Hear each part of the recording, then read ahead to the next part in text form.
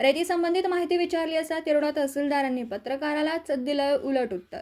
गोंदिया जिल्ह्यातील तिरोडा तालुक्यातील पाटील टोला घाटकुरोडा रेती डम्पिंग वर जिल्हाधिकारी यांनी काही दिवसांपूर्वी धाड टाकून अवैध रेती साठा जप्त केला होता।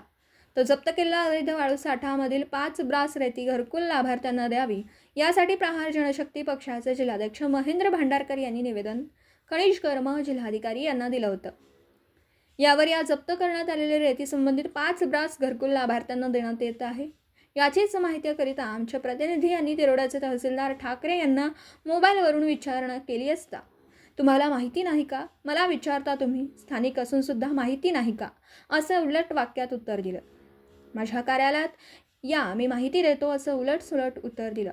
पत्रकार हा चौथा स्तंभ असून स्वतंत्रपणे पत्रकार आपले विचार मांडू शकतो, परंतु जर शासनाचे अधिकारी पत्रकारांशी उद्धटपणे वागणूक देत असतील, चौथा स्तंभ असून गरज काय असा प्रश्न निर्माण होतो। दिवसभरातील घडामोडींचा आढावा घेण्यासाठी पाहत रहा N24 मराठी न्यूज चॅनल।